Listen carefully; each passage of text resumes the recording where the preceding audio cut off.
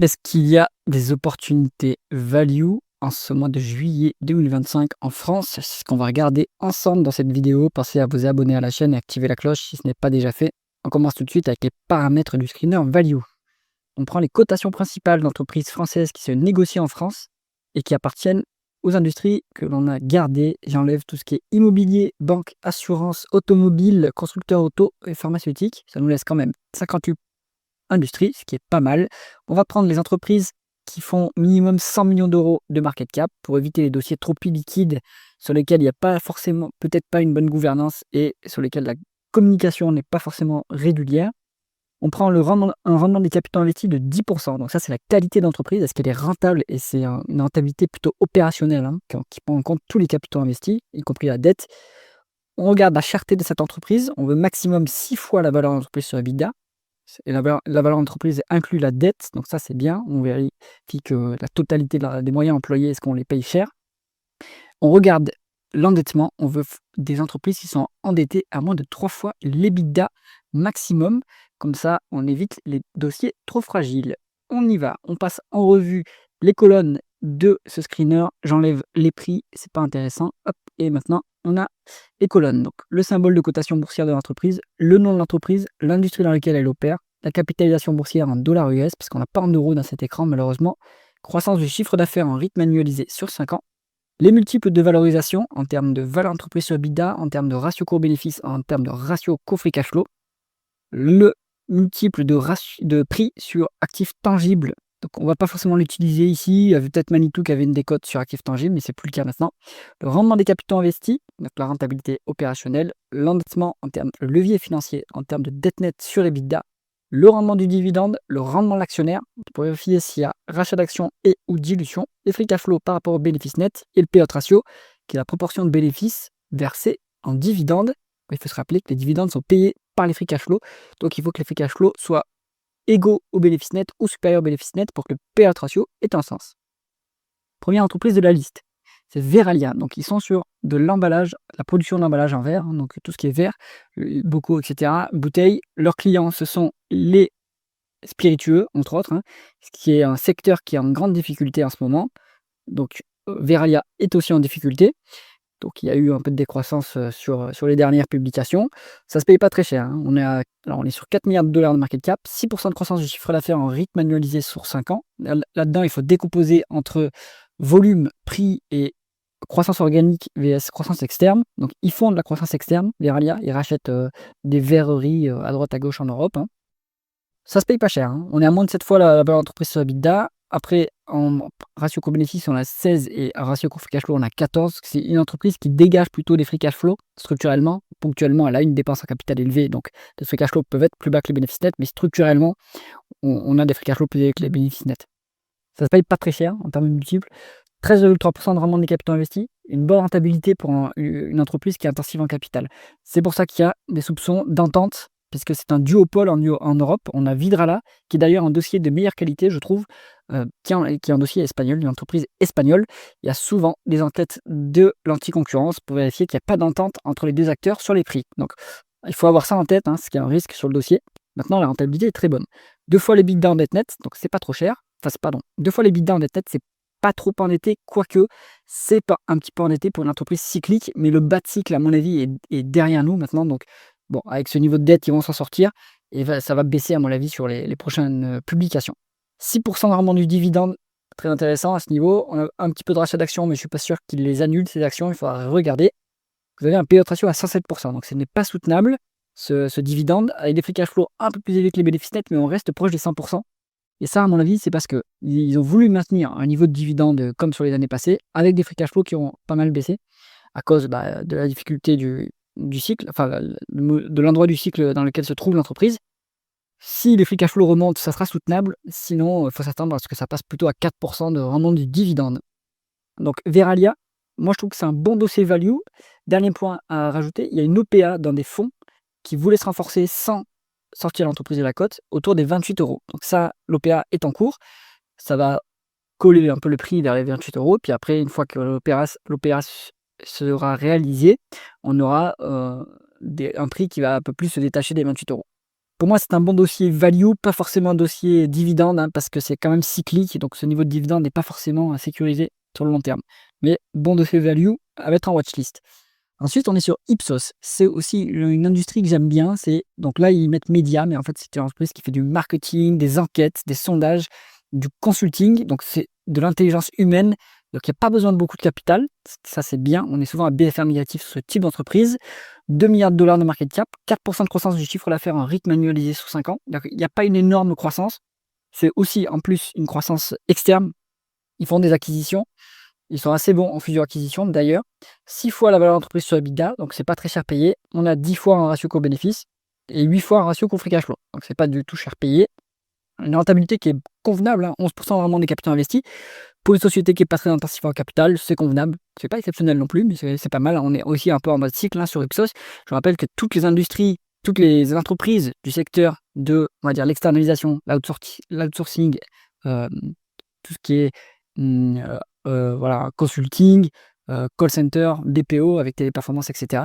Toutes ces industries-là sont dans un bas de cycle parce que les donneurs d'ordre qui sont les autres entreprises, les grosses entreprises, elles ont été plutôt frileuses en 2024-2025, mais maintenant c'est en train de s'améliorer, le cycle économique est en traune de repartir. Donc ces entreprises telles que Ipsos vont avoir du carnet de commandes qui va se remplir. Ça, je n'en doute pas. On est sur une entreprise qui n'est pas trop endettée, 0,4 fois l'EBITDA en dette nette, donc ça c'est bien, ça leur donne de la marge de manœuvre pour faire des acquisitions. 4,3% de rendement du dividende, donc c'est intéressant à ce niveau, 5,3% de rendement de l'actionnaire. Donc on est sur une entreprise qui rachète des actions. Est-ce qu'elle les annule derrière? Il faut les regarder. On est sur un payout ratio de 35% avec des free cash flow plus élevés que les bénéfices nets. Donc on peut encore monter ce dividende sans problème. Donc il est bien sécurisé ce dividende. Ipsos, c'est intéressant. C'est dans le fonds France, l'entreprise est dans le fonds France d'indépendance AM. Donc ça, c'est un gage de qualité value. Ça, c'est très bien. Il y a peu de risques à mon avis sur Ipsos. Ça se paye pas cher. Vous avez une bonne rentabilité, un dividende qui est assuré. Donc ça peut convenir aussi à un rentier avec ces 4,3% de rendement du dividende. Donc, à mettre en watchlist, à creuser plus en détail. Vous pouvez aller retrouver la vidéo spéciale la vidéo spécifique sur Ipsos sur la chaîne. Si vous cherchez un portefeuille d'investissement passif et performant, cliquez sur le lien en haut à droite de la vidéo. On continue avec Manitou. Donc là, on est sur le spécialiste des chariots élévateurs. Donc c'est une entreprise cyclique et industrielle, 1 milliard de dollars de market cap, 5% de croissance du chiffre d'affaires en rythme annualisé sur 5 ans. Donc il y a quand même un fonds de croissance. 5 fois la valeur d'entreprise sur EBITDA, 8 en ratio coût-bénéfice et 6 en ratio coût-free cash flow. Donc ça se paye pas du tout cher. On avait une décote sur actifs tangibles sur le précédent trimestre, c'est plus le cas actuellement, vu que l'action a bien remonté et que les multiples se sont un peu redressés, mais il reste de la marge, vu les multiples de flux ici, ça se paye toujours pas très cher. 10% de rendement des capitaux investis, je trouve ça très bien pour une entreprise qui est intensive en capital, 2 fois les EBITDA en dette nette, c'est pas trop lourd, et en plus il se désendette, donc c'est bien. 6% de rendement du dividende, 5,5 en rendement de l'actionnaire, il y a peut-être un peu de dilution, il faut aller regarder ça. 42% de payout ratio avec des free cash flow plus élevés que le bénéfice net, donc le dividende est soutenable à ce niveau-là, mais attention, les bénéfices et les free cash flow sont cycliques. Donc j'aurais du mal à conseiller cette entreprise à la mettre plutôt dans une catégorie dividende. Pour moi, ça reste de la value, Manitou, et c'est un peu volatile, un peu cyclique pour que ça soit intéressant pour un rentier. Mais sinon, ça se met en watchlist pour un investisseur value. Ensuite, Compagnie du Mont Blanc. Donc, le gestionnaire de cette station de ski dans les Alpes. 8% de croissance du chiffre d'affaires en rythme annualisé sur 5 ans. 5 en VE sur EBITDA, 9 en ratio coût-bénéfice. Pas de free cash flow négatif. Donc, ils ont eu une dépense en capital élevée, j'ai l'impression, sur les 12 derniers mois. Ça, c'est pas très grave, à la limite, si c'est conjoncturel. Si c'est structurel, en revanche, ça sera plus grave. Donc, pas très cher payé. 15% de rendement des capitaux investis. Bonne rentabilité. 1,7 fois les EBITDA en dette nette. Donc, il y a un peu de dette, mais c'est pas excessif. 4,2% de rendement du dividende. Attention qu'il y a peut-être un peu de dilution, il faut aller vérifier ce point. Et le dividende a été versé à crédit, malheureusement. Alors, il faudra voir sur les prochains exercices. Est-ce que les free cash flow sont au rendez-vous pour payer le dividende? Sinon, il ne va pas être durable. Compagnie du Mont Blanc, pourquoi pas? Donc pour les 4 dossiers là qu'on va voir, j'ai inclus Compagnie du Mont Blanc, il faut quand même aussi aller creuser la partie management. Ce sont des small cap, des petites small cap, voire des micro cap. Là-dessus, l'élément clé, c'est le management. Est-ce qu'il y a les conventions réglementées? Est-ce que les intérêts sont alignés entre les managers et les minoritaires?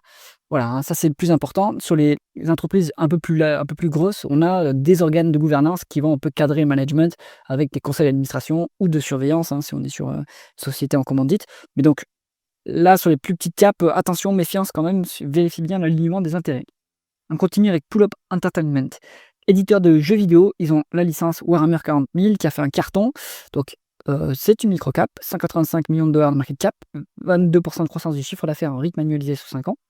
Quand même une énorme croissance, hein, et ça se paye pourtant pas de cher du tout. 2 fois la VE sur EBITDA, 8 en PE, 3,3 en presque free cash flow.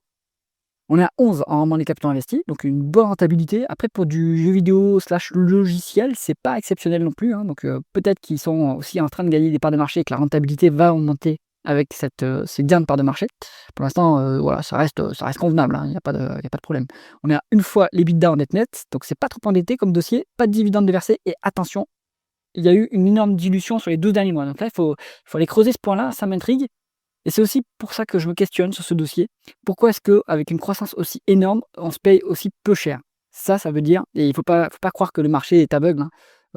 Oui, en fait, en gros, il y a des dossiers que le marché déprécie, et après il est trop pessimiste et il revoit son jugement. Mais là, ça fait quand même quelques mois, beaucoup de mois que Pull-Up est à des multiples très bas avec une croissance qui est forte. Ça m'intrigue. Ça veut dire qu'il y a un autre élément non financier peut-être, donc plutôt managérial, qui fait que le marché n'a pas envie de mettre des multiples élevés sur le dossier. Donc méfiance quand même. Et il y a ce point-là creusé, là, pourquoi est-ce qu'on a une dilution potentielle aussi énorme, donc à vérifier. Claranova, on est dans le logiciel. Alors ils sont plutôt spécialisés dans l'édition de photos, si je ne me trompe pas. Dites-moi en commentaire si vous en savez plus. On est sur 6,7% de croissance du chiffre d'affaires en rythme annualisé sur 5 ans, donc c'est une croissance plutôt moyenne, on va dire, pour un petit éditeur de logiciel. 4 fois la VE sur EBITDA, c'est pas cher. 4 fois les free cash flow, c'est pas du tout cher. Bénéfice net négatif, on a fait une perte, mais c'est une perte comptable à mon avis, si on a les free cash flow positifs comme ça. Donc, pas rien à signaler, c'est pas d'inquiétude là-dessus. 23 en rendement du capital investi, donc là, ça c'est une bonne rentabilité pour l'éditeur logiciel. Une fois les l'EBITDA en dette nette, on n'est pas trop endetté, il n'y a pas de dividende de verser. Pareil, Claranova, je m'interroge, pourquoi est-ce que le marché met les multiples aussi faibles pour une entreprise qui, somme toute, a quand même un peu de croissance et une bonne rentabilité? Donc, il se passe peut-être quelque chose au niveau du management, il faut aller creuser. Katana, on est sur un fabricant de catamarans, donc un business très cyclique, consommation discrétionnaire, donc comme le consommateur est en mauvaise forme ces dernières années, ils sont impactés. Katana était dans le fonds France d'indépendance AM et en est sorti, si je ne me trompe pas. Donc, attention, il y a peut-être quelque chose là-dessus. Et d'un point de vue, on va dire, alignement d'intérêt, il y a des conventions réglementées avec des royalties. Ça, j'ai vu ça sur Twitter. Donc, creusez bien ce point-là. Il y a peut-être un problème d'alignement d'intérêt, ce qui explique pourquoi, avec une telle croissance, 19%, on a des multiples aussi bas. On a 4 fois la VE sur le EBITDA, 5 fois le ratio coût-bénéfice. C'est vraiment pas cher. Pas de free cash flow, bon, ça c'est pas très grave si c'est ponctuel. En rendement des capitaux investis à 14%, donc c'est convenable, c'est une bonne rentabilité. 0,7 fois les bidas en net, donc pas trop de dettes, ça c'est bien. 5% de rendement du dividende, mais à crédit, malheureusement. Il y a des rachats d'actions, je pense qu'elles sont annulées derrière. Faut voir à ce niveau-là de rachat d'actions, à part s'ils prévoient de faire une OPE, mais je pense qu'ils sont trop petits pour acheter quoi que ce soit, donc faire une OPE face à une autre entreprise, donc je pense que c'est plutôt pour annulation. Il faut aller vérifier ce point-là. Donc dans cette liste, moi les dossiers que j'aime bien, c'est Verallia et Ipsos, parce que ce sont des mid-cap quand même bien établis, et ça se paye pas du tout cher. Ils sont pas trop endettés. Verallia se désendette, donc c'est bien. Et Ipsos, j'aurais même une plus grande préférence pour Ipsos à cause du business model, pas du tout intensif en capital, BFR négatif, une bonne gestion des acquisitions. Donc je trouve ça intéressant. J'espère que cette analyse vous a plu. Si c'est le cas, mettez un pouce vers le haut et pensez à vous abonner à la chaîne. À bientôt.